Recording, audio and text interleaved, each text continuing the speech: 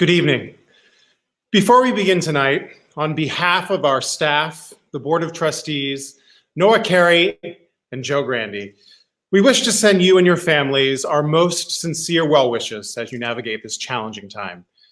At the Cape Playhouse now more than ever, we are committed to standing in solidarity with those seeking justice and equality.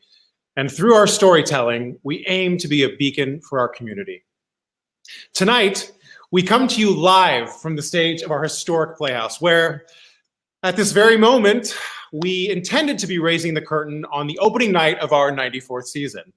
Unfortunately, there were other plans. So for the first time since 1945, we are dark tonight. We have entered our own intermission, if you will, our own leap year. But just because we are dark tonight doesn't mean that the Playhouse and the ghost of her past need to remain dormant. Tonight, we are so excited to be bringing you together with some of our most famous Playhouse VIPs and stars, the directors, the actors, the designers, who have walked the storied boards of our historic institution and who wish to celebrate with you, to honor her with you and support the legacy of this theater. We're also going to be bringing you a few sneak peeks and highlights from our postponed season of what's coming next summer. So tonight, while we cannot be together as we had hoped, we can all celebrate the incredible history and the incredible legacy of this theater we all love, the Cape Playhouse. So raise a glass, grab your cushion, and please enjoy this very special virtual opening night party from your friends in Dennis and around the globe. To begin the evening, it is my absolute pleasure to welcome several Playhouse VIP stars. Please welcome the exceptional Jen Cody. Jen has performed in countless Broadway shows. Hi, Jen! Hi! Jen has performed in countless Broadway shows and appeared in, we think, 13 shows at the Cape Playhouse, including Last Year Lovers, Gypsy, Unnecessary Farce, Sylvia, and of course was hilarious as Dottie and last season's Noises Off. Hi, Jen! Hi! Even a pandemic can't keep me away from the Cape. Got it. You may not know this, but Jen's husband is Hunter Foster, who's directed for us and performed for us numerous times. Hunter, hey Hunter. Hi, how Hunter are was ya? nominated for the Tony Award for his performance in Little Shop of Horrors on Broadway. And at the Playhouse, he's performed in numerous productions and also directed some of our biggest hits, Cabaret, My Fair Lady, The Foreigner, Clue, Once, and $1 Million Quartet, which is coming back next season in the fall of 2021. Yeah. Hey, Hunter. Hi, how are you, man? Great. Couldn't You be look great. Thank you. Of course, we would be remiss not to follow Jen and Hunter with seasoned Broadway star, Mr. John Shear, whose Cape Playhouse credits include The Foreigner, Anya and Spike, Sweet Charity, Unnecessary Farce, and last season's Noises Off. Hi, John. Hi, Michael. Seasoned, does that mean old? Old. How dare you? Seasoned and well marinated, my friend. Yeah, no comment. Emmy Berman, Gail Baldoni has costumed Jen, John, and Hunter numerous times at the Cape Playhouse, designing over, are you ready? 25 productions at the Cape Playhouse, which have included Sweet Charity, Legally Blonde, Kiss Me Kate, Hello Dolly, My Fair Lady, South Pacific, Spelling Bee, Gypsy, and last year's Once and Death Trap. Hello, Gail. Hey, great to see you. Too. And last but certainly not least, director Marsha Migram Dodge was nominated for a Tony Award for her absolutely haunting direction of the Broadway revival of Ragtime. And at the Cape Playhouse, she has directed Crimes of the Heart, Accomplice, Angel Street, and last season's thriller, Death Trap. Hey, Marsha. Hi, everybody. Oh, it's so You all look beautiful. wonderful to see you, friends. What a welcome. Just a nice to have you guys all here tonight. And if we can't have you at the Playhouse, you're sitting here on the stage on a computer screen. So, Yay. Jen and Hunter, I think the first production you actually did at the Playhouse was with a show with John. Was it not? No. No, we did Lend Me a Tenor was the first show that Jen and I did Not in that together. one. You were not in that, but you were then in Boeing together, right? Yeah. And Moon Over Buffalo. Yes. And over Buffalo. Oh, Yeah. Yes, that's right. There's Boeing. I've seen that look many times. Still to this day, both of Yes. you. Quarantine. He practices in the mirror for those looks.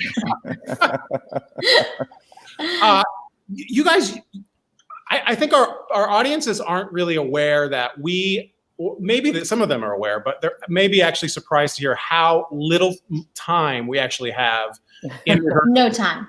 No time. Once we get out of New No York time. here, but back then with Boing Boing, you got here on Sunday night and the show opened Monday night. So Yeah. Right? I mean, Yep.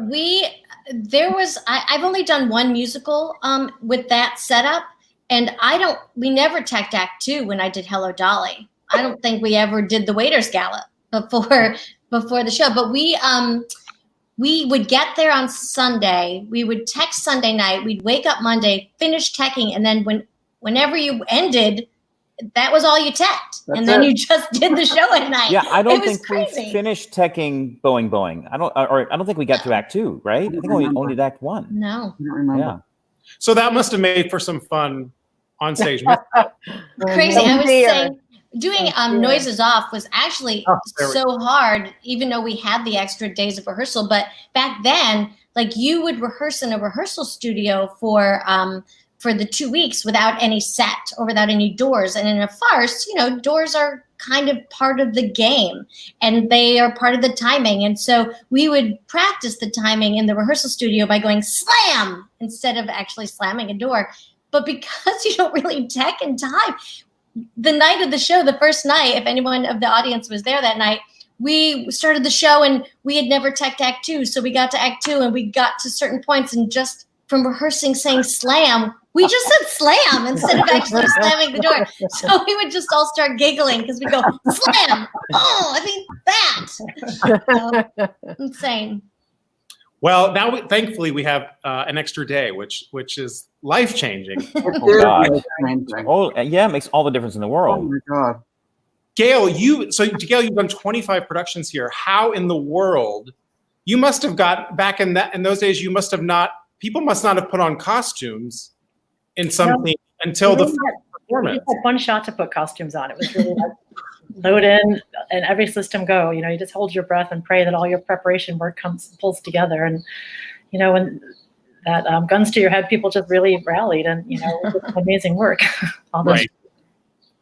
Gail, people still talk to me about, like, I know you've done so many shows here, but I think what's in people's minds recently is your amazing design and work on Gypsy at the Playhouse. How incredible that was. And I still hear from patrons, oh my gosh, that show was so beautiful, so well costumed, so just stunning. Do you have in your mind any productions that stand to you as highlights for you? I mean, all the shows, it's just such a collection of hustling in New York, getting it together, doing the fittings, planning. And, the Cape is its own special place. There's not a lot of space, there's not a lot of, you're kind of isolated and you've got to come in with the show ready to go. Right. I think also some of our patrons don't realize that we rehearse all of these. So like you were just saying, we rehearse in New York. So we have only 2 weeks of rehearsal in New York. And then we come to Cape Cod and on a Sunday, and the show is up and running now Wednesday, but back then on a Monday. So you had like 1 day by the time you got here to get the show up and running. When we did Moon Over Buffalo, Jen and Hunter missed the first week of rehearsal because they were doing another show.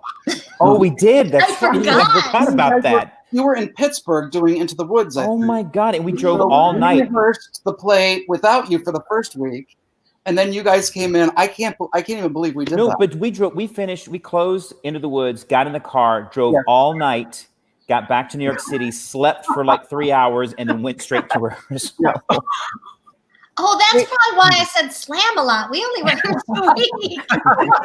Slam in that one. I don't think so. You were probably sleep deprived too. That was the show where John Shear didn't bring flowers to put in Gertie's dressing room, and we were in tech, and everyone always says, like, don't make her mad. And we were in tech, and books flew off the bookcase right onto the stage. Just flew.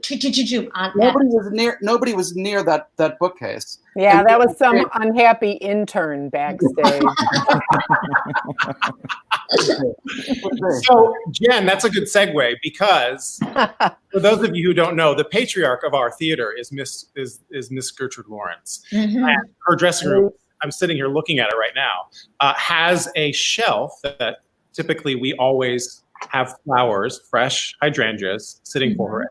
So, John, you had forgotten to fill them. Well, I don't remember that part. The thing that I do remember is when I did my one and only there in 2002, I did something. I put somebody else's face on her picture. There's a beautiful picture of her as in The King and I. Yeah. And I think I put Patrick Quinn's face over her or something like that. And I went to take my curtain call that night, and this huge wooden piece of scenery fell like 2 feet behind me. Out of nobody knows how it happened. And if I had been standing 2 feet upstage, I would not currently be talking to you, which you might all be happy about. I don't know. So she spared your life. Right, exactly. She spared your life. You did. Marsha, you've directed all over. You've directed in basically every major regional theater in the country. Almost. Yeah. What is it about the Cape Playhouse for you that is so special? Well, I've prepared a little speech for that answer. I would have to say the storied tradition of summer stock, the bucolic setting, joining a community of revered artists, present company included, and of course, lobster rolls. Oh, what's your favorite lobster roll of all the lobster rolls? Oh, no, just can I say butter. no Just butter? No mayo, no other things. Just the buttered toasted bread holder thing, bun, and then fresh lobster, just butter on there.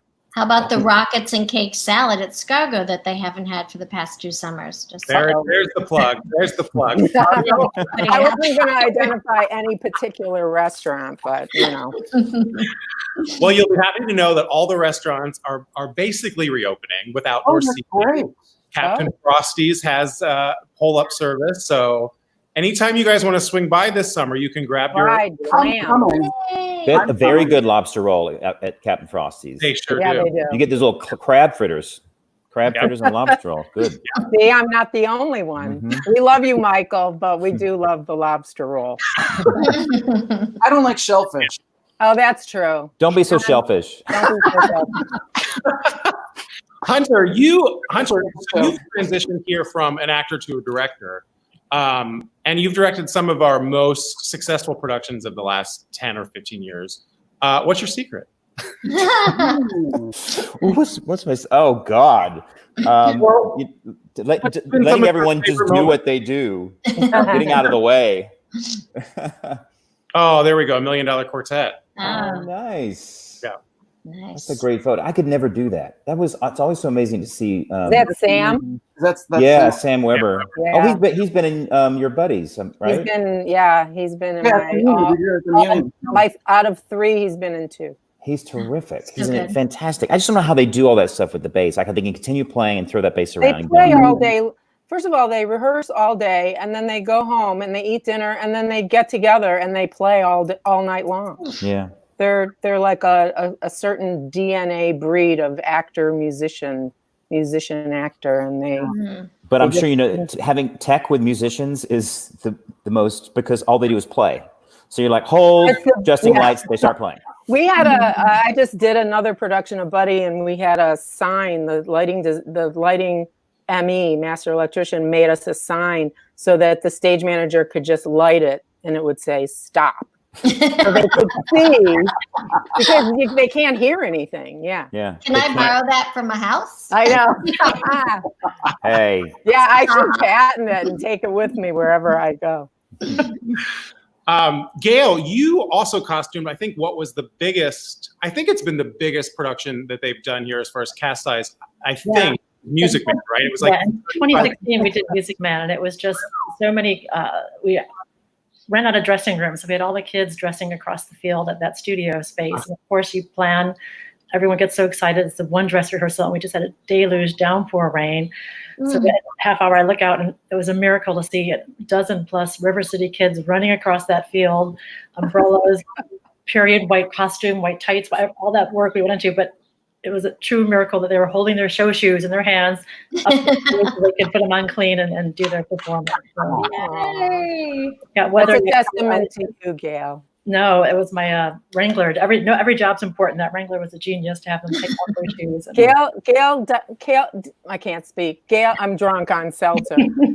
Gail defines sweet are the uses of adversity, because she can do anything under pressure and make it look like she had all the time in the world and all the staff in the world. Mm-hmm. I have had some of my favorite costumes that I wore that are Gail's. Yeah. She's no, you just great. work with good people. It's great to work at the Cape and be surrounded by a lot of talent. People put so much into the show that you're proud of what comes out and what we finish with. Yeah.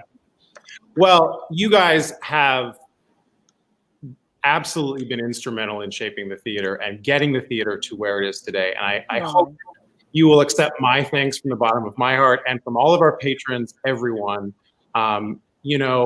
Life is short. So thank you for, you have all poured your heart into this theater, and it shows, and our patrons love you because of it. I love you because of it. And I'm thrilled to call you my colleagues and my friends. So thank you for Thank you, Michael.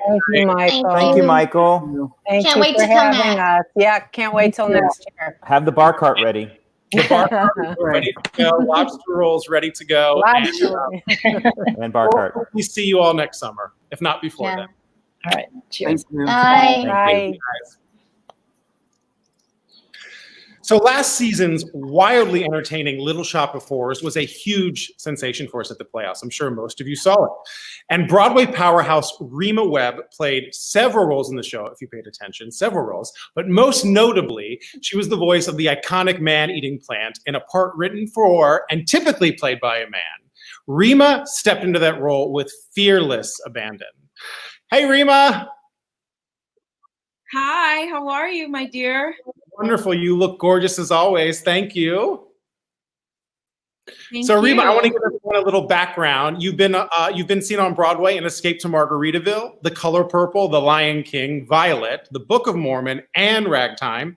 She is also, in her spare time, which I have no idea how you do this, the proud founding and executive director of On Broadway Performing Arts Training Program, which is a performing arts school for children in New York City. Hi, Rima. Hi. Thank you for having me. Oh my gosh, I would not have you be here. You were such a iconic part of our summer last year. Our patrons fell in love with you. Our community fell in love with you, and I fell in love with you because I got to direct you in Little Shop. Yeah, there you are with the plant. Rima, so I guess starting off, had you ever played a man-eating plant before, or a puppet? Have you ever? That was my first time. Nope. That was my first time playing a man-eating plant. What was it like stepping into a role? First of all, I think it's really interesting for our patrons to know that I think the keys you sang all of those songs so unbelievably in were the actual keys from the show. We didn't change anything, right? You sang. No, we toyed around with it, but no, we just did different vocal registers. And so you guys were great. You gave me license. You were like, well, do that here, but if you want to play with it and do that. So it was actually in a perfect range for me for my lower and my upper range. So it was a good thing. Well, you certainly blew the roof off our theater. We're still repairing it. Oh my God. I remember I love that. When you walked into audition and you kind of said you apologized a little bit, actually saying I think you said something like I'm a little nervous, and then we said we know we're asking so much of everyone to sing this song that's typically in a male register, and you opened your mouth and started singing, and we went, oh my gosh, it was incredible. It was incredible. It was one of those things I couldn't figure out what to do with it in my body. So I was like, just sing the mess out of it and see just sing it. And if they like it, they like it. If they don't, they don't. But just be your authentic self and just tell the story and have fun. And that's all you can do. And that's how I approached it, because I couldn't figure that out. It was, you know what I mean? And I didn't want to be too much of a caricature. I just wanted to, I don't know. I was just like, just sing it, and hopefully they like it. Well, you nailed it. You nailed it. You were incredible. I remember seeing you in The Color Purple on Broadway, and you gave me goosebumps. And I had that same experience when you would sing in Little Shop. It was amazing. What was the experience like for you just being at the Playhouse? We sort of talked about this with the last group, but it's such a quick process. There's 2 weeks of rehearsal, 3 days of tech. It's very, very quick. But I just loved my time with you. And did you enjoy your time with us?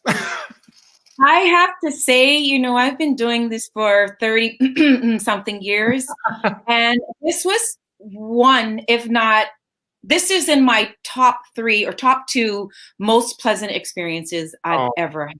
It might be one.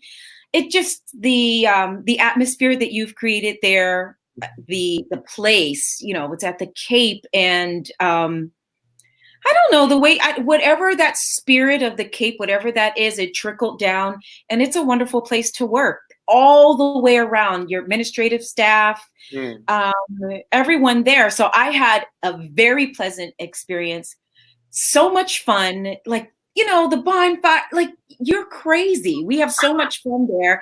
And then the beach is a mile away. It was a working vacation. I'm not gonna lie.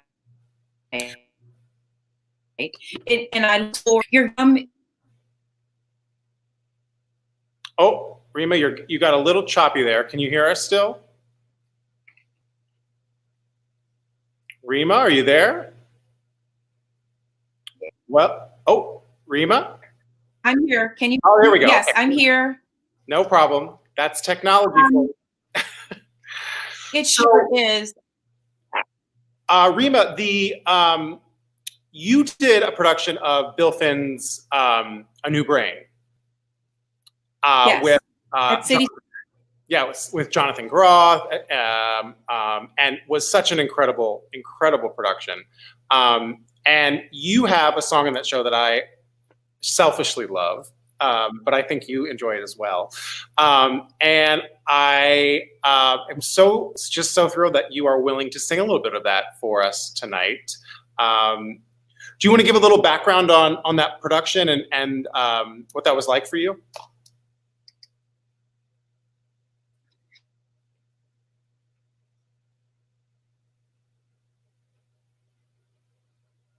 I think it was supposed to be a series of things. I don't know. Then they did falsettos. They ended up doing falsettos, and we haven't done A New Brain yet. But he and Bill wanted to bring it back out again, and they did it. We revamped it a little things, and so Bill was able to shape, and James Lapine were able to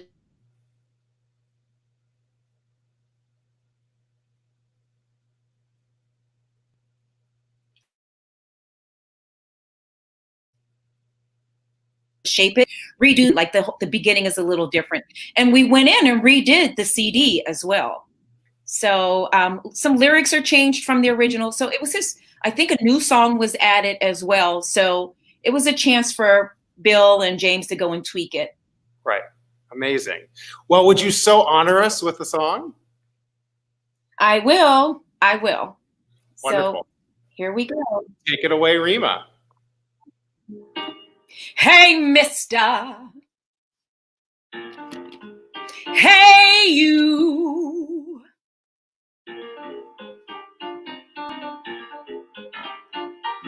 Pennies or nickels or dimes, we live in perilous times. I won't ask you to treat me nice. I'm not asking for pleasant conversation. I'm not asking for paradise.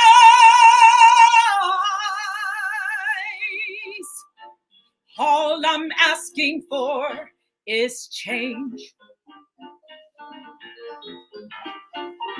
Hate me, but don't kick my shins. I'm where your kindness begins. Please, folks, do not spend time with me. I won't ask you to treat me like your mother. I'm not asking for sympathy. Yes, all I'm asking for is change. Change the government, kill the mayor. It's unfair how lives evaporate. Change the system that made us what we are. I don't ask for hugs, just need money to buy my drugs. And if you folks pay, I'll go away.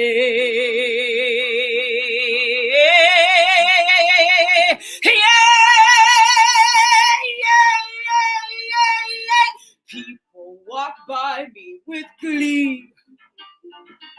I am what they'll never be. I don't ask you to tip your hat. I don't ask you to notice what I'm wearing. I could care less for things like that. Yes, all I'm asking for is change. Change. Change. Change.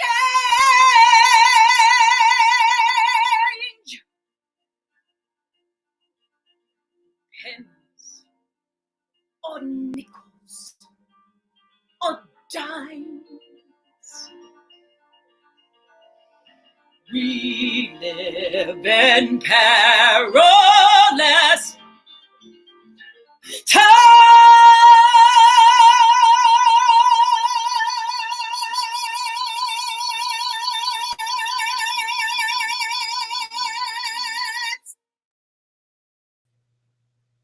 Oh, Rima. Yes. You're incredible. Just incredible. Thank you, Michael. So amazing. Oh, I love that song. I love the message. Thank you. Thank you. Thank you for bringing that to us tonight. You're welcome. Thank you. So Rima, in addition to being this unbelievable Broadway performer, you also somehow found time in your spare time to start a nonprofit school for children in New York City. Yes. What compelled you to do that? I started out as a Civic Light Opera mini star in Pittsburgh, and I went to the Academy, and I went to Mount Lebanon Center for the Arts. And even while I was in college, I would go back to the Civic Light Opera and teach there at the Academy. Then I moved to Philly to get closer to New York, and there I was at Freedom Theater. And at one point, I think I had 1,000 children underneath me as the director of the music program. Oh my and God. As I started getting older and going through being so blessed of having 20 years on Broadway, never ever without a show, I realized I was so obsessed with teaching and young people. There's something so delicious about young people. I've always been the type of adult that felt like, I never talked down to my kids. I never did baby talk with them. And I just think young people are so brilliant, and we're the same people we were when we were kids. We're just adults, and now we have license to be who we are. Mm-hmm. And I just love them, and I feel like there's so much to learn from them. But I also know how important mentorship and those life angels, those people that I call my earth angels that came in and out of my life that I didn't even realize were my earth angels, that believed in me and encouraged me, told me that I must study my craft and imparted their knowledge to me. It's something that's right along with Broadway has been just as important to me. So I think young people and performing arts education is my life's work. I didn't realize how it feeds my soul. And so during Book of Mormon rehearsals, I started writing out my curriculum and talking to different people. And I went back to Freedom Theater in Philadelphia and asked the daughters of the gentleman that started that, how do you have a 30-year 40, 50-year, I don't know, program. What happens? How do you do this? And that she walked me, Diane Leslie walked me through everything. And in 2012, I went to my best friend, Daniel Seifert, who was also a mini star with me. I was 15, he was 12. And I had been talking to him about it. And I said, I can't think of anybody that I trust more to start this program with me. You in? He was like, let's go hard, mama. We're going to go hard or go home. And he started with me. He's no longer with it because we keep growing. And it's really a labor of love. It's it's non-stop. But now I'm finding it's more than teaching music and dance and acting and technical theater. These children find their tribes. They may not be exposed to these programs and not, and so every year I give about $70,000 worth of scholarships. I try to raise that money to give to these kids because even my class families, it doesn't matter. Everybody needs some type of financial assistance, and I will not, and they know it. I can't turn anybody away. It's too important to me. And those children are brilliant. Your passion is infectious. Just seeing you, even how you relate to everyone in the rehearsal room, is indicative of who you are as a human and how I imagine you work with these children. We were so blessed to have you teaching some of the classes here that we saw pictures of when you were here. You're a wonderful human being. You're an exceptional performer. If people want to find out, the little shop call me auntie. Everybody. All the young people on Broadway call me auntie, but by the time I left there, it was auntie. And now when they text me or contact me, they'll be like, how you doing, auntie? Aww. So they became mine too. So thank you for giving me those 3 beautiful young ladies as well. Well, we've got right there on the screen, over there is the web address for your school. And if anybody wants to find out more information about it, please go there. Rima, thank you for everything you've brought to our Playhouse, to our community. We cannot wait to have you back sometime soon. And thank you so much for joining us tonight. I love you from the top of your head to the bottom of your feet. Thank you, Michael. Thank you, Rima. Thank you. Have a good one. You too. So transitioning to next year, God of Carnage, coming up in 2021, is one of the most successful Broadway comedies of late and the 3rd longest running play on Broadway since the 1990s. It was awarded the Tony Award and the Olivier Award for the Best Play and Comedy, and it has also been made into a major motion picture and produced literally all over the world.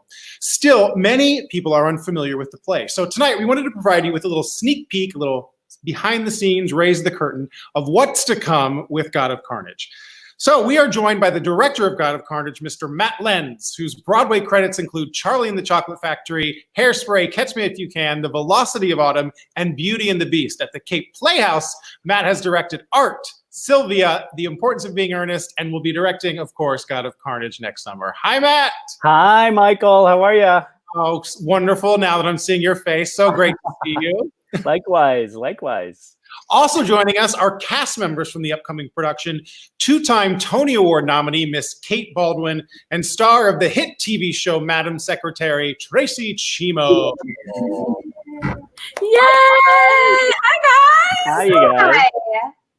Oh, it's so great to see you. So good to see you all.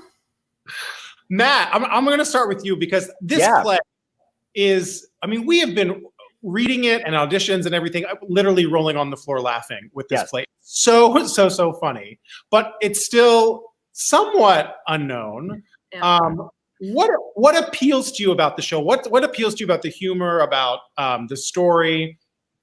Yeah, well, it's a real roller coaster ride. I sort of liken it to, those first few minutes on a roller coaster, you're kind of just a little benign, and then once the bottom drops out, all bets are off. It goes from one of the most civil sort of, comedies of manners, right, to complete chaos. And it's sort of an 80-minute breathtaking ride. You can't get off, and nobody does. Pretty much everybody, all 4 characters are pretty much on stage for the entire 80 minutes. And it's like watching this, amazing jazz quartet or something. And Yasmina Reza just writes intelligent comedy like nobody else does. And if you liked Art, you're going to love this. I mean, it's the same kind of literate dialogue, and great, really smart characters, behaving badly. So. And who doesn't love someone behaving badly on stage for 90 minutes? Yes, when you Right? can just be the fly on the wall. Speaking of behaving badly, we have two of the stars from the show, Tracy Chimo and Kate Baldwin. Hi, Tracy. Hi, Kate. Hi, Michael. Nice. So, funny story. Tracy and I, we go way back. When we were probably 20 years old, we met. We were in a national tour together.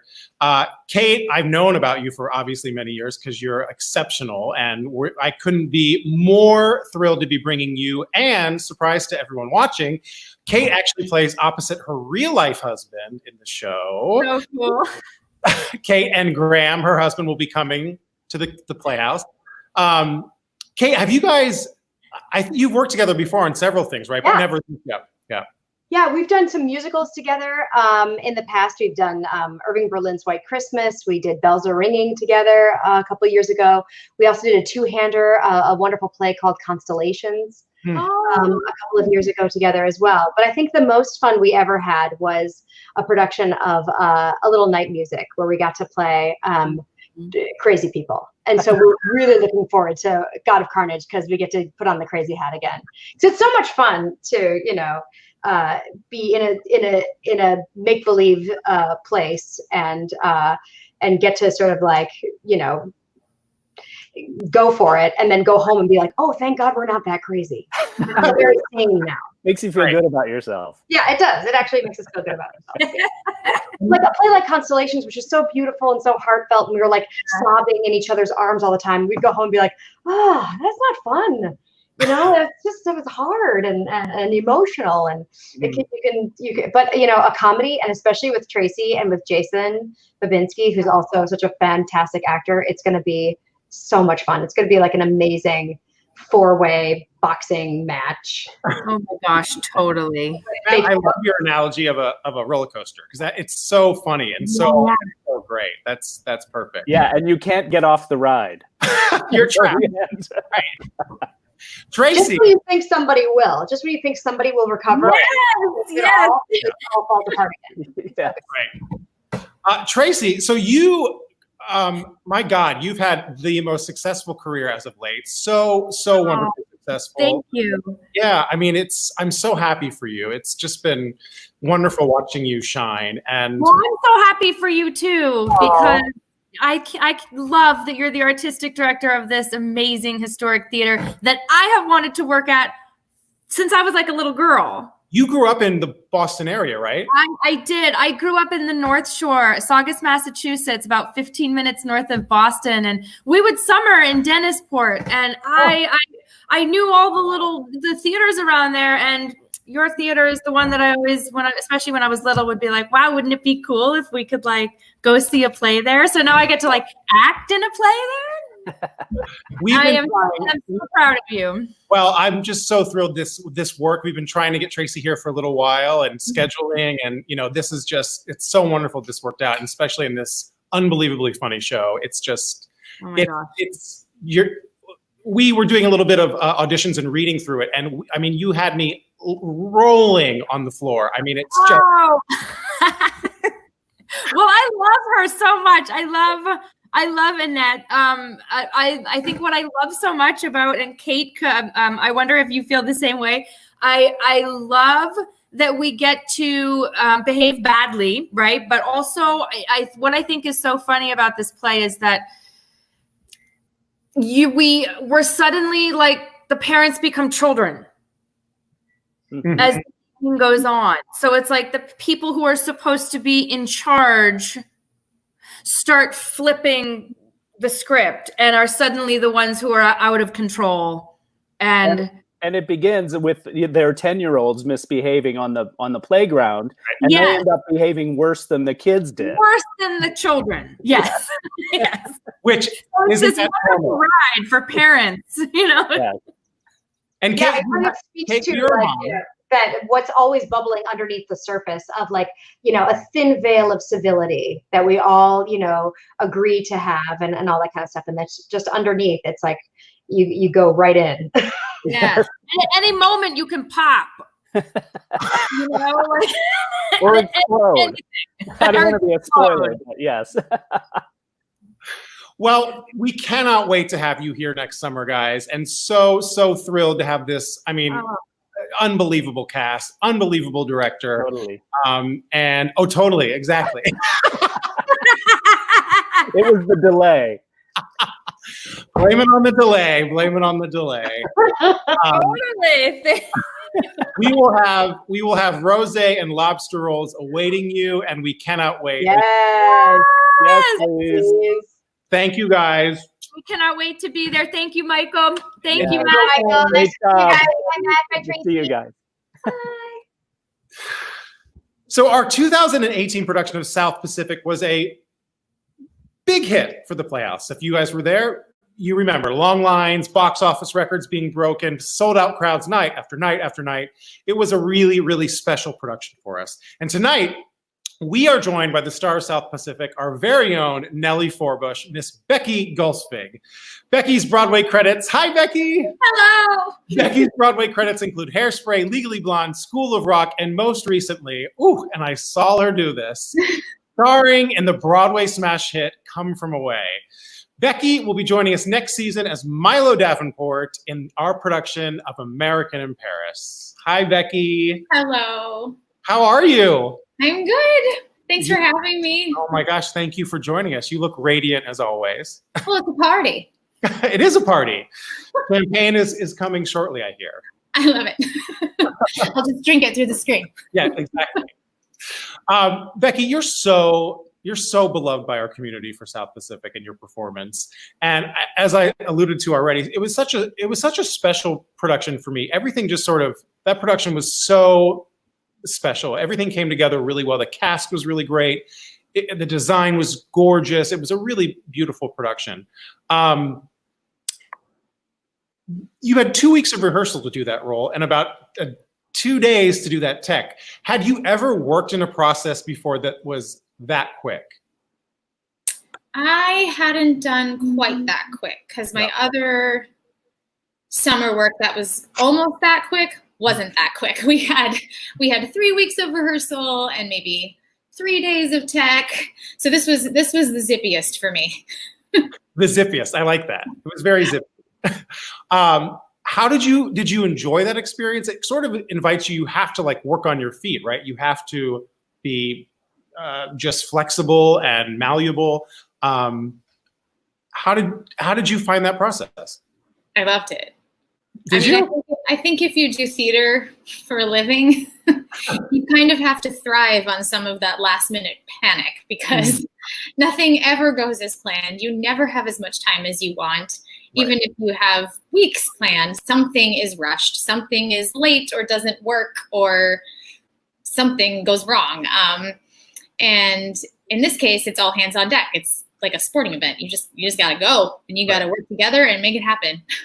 Speaking of all hands on deck, this is a little behind the scenes tidbit that our audience probably doesn't know. Do you remember what happened after intermission at the last performance? When you're up on stage?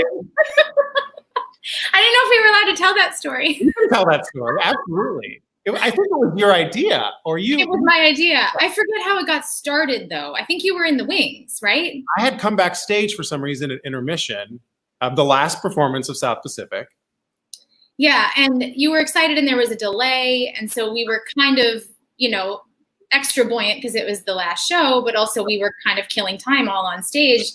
And I don't remember how it got mentioned, but basically I dragged you to the dressing room and put you in my honey bun outfit so that you could be a sailor in the first half of that scene the last night. Yeah, I have to send it to you. The last time with South Pacific, I was actually in the show. I was on stage for the opening of Act 2, as dressed as a sailor, with my back to the audience. It was very exciting, and no shoes. There it is in that number. Yep, right there, one of those sailors. There we go. Yep. It was fun. That was very fun. Well, look, we are thrilled to be making even more memories with you next summer in American in Paris, which is, talk about a sweeping, grand, epic proportion of a musical. When we were doing the design work for this in the winter, starting the design work, those are the words that we kept revisiting, I would say, was epic and grand. And, you know, it's Paris after the war. And how do you paint that palette in that picture? And I think that Gershwin music is just so iconic. Did you see the production on Broadway? Have you seen it since? Or have you ever, have you sung Gershwin before? Any of the iconic roles? I've sang Gershwin before in auditions for non-Gershwin shows. Sure. You know, there's always an I've Got Rhythm in my book. Of course. Or was. But I haven't seen the show. It's new to me. Great. I've had, you know, friends in it and seen lots of pictures and seen clips and things, but it eluded me. So I am very excited to get to know it better. Well, I love that about you with South Pacific too, of having not done the role before. And I'm just basically like, we discovered it together and you were so wonderful to work with. Thank you. I can't wait to discover it again with you in about a year from right now. Oh, no, someday. Yeah. It's going to happen. It's going to happen. It's going to happen. That music is so incredible. And we're just so thrilled that you've offered to give us a little sneak peek of one of your songs from the show. Yes, yes, So, and I'm my own sound engineer, so. well, these are the times we are in, Becky. These are the I times. know. We're all so fancy at our kitchen counter with our own little speaker plug-in. So this is the song Shall We Dance, the Gershwin Shall We Dance, not the King and I Shall We Dance. Correct. Great. Yes. Great. Let's take it away, Becky. All right. I'll turn my speaker on.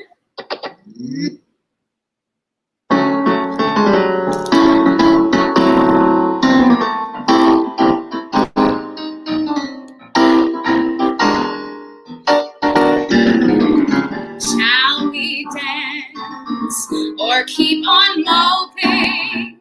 Shall we dance and walk on air? Shall we give in to despair?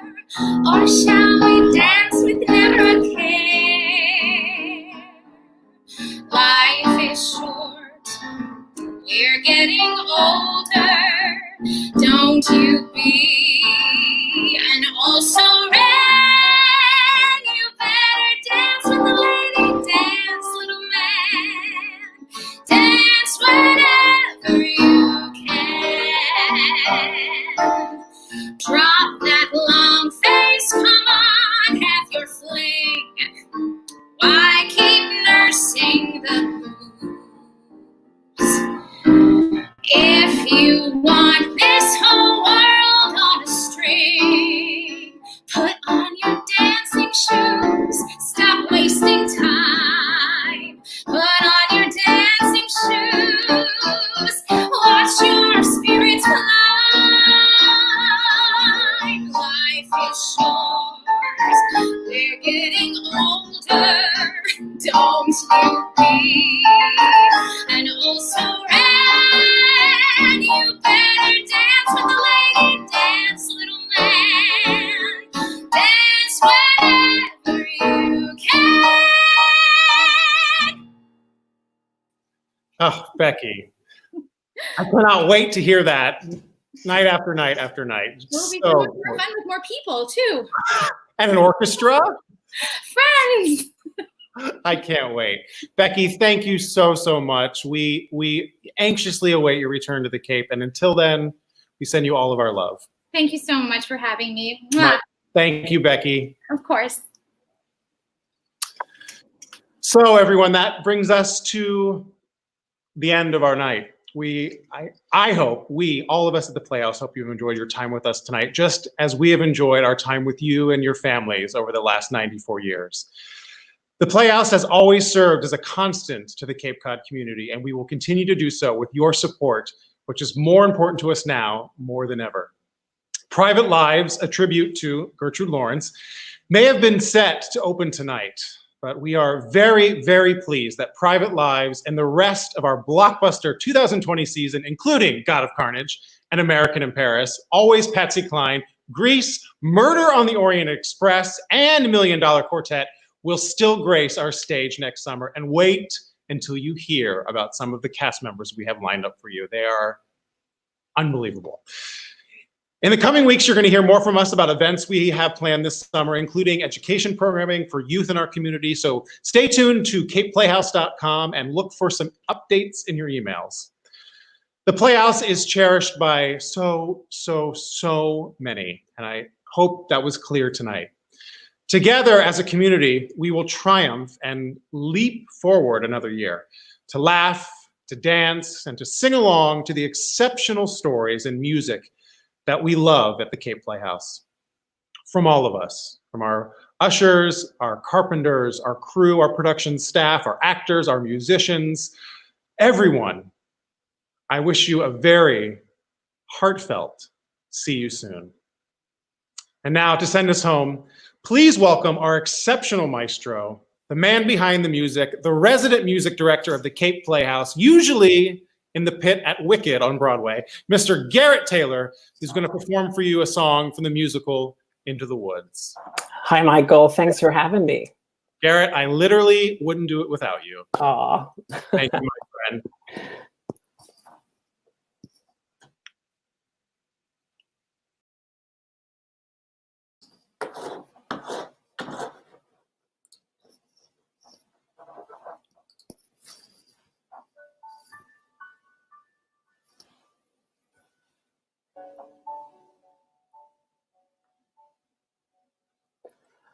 How do you say to a child in the night, nothing's all black, but then nothing's all white?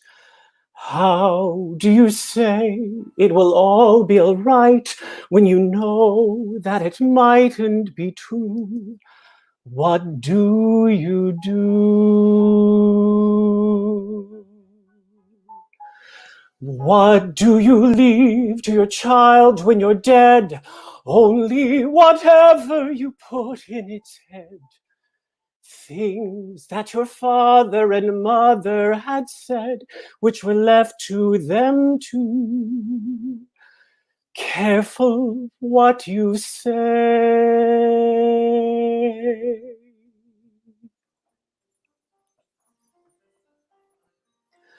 Careful the things you say, children will listen.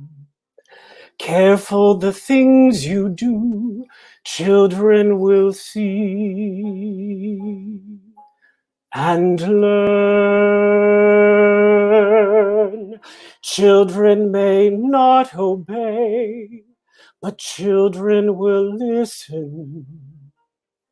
Children will look to you for which way to turn and learn what to be.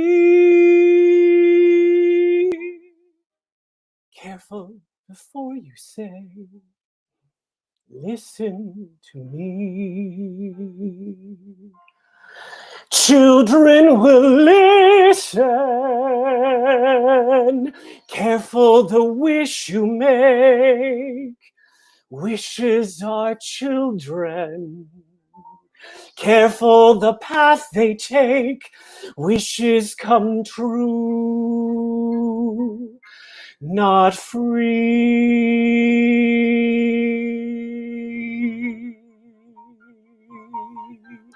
Careful the spell you cast, not just on children.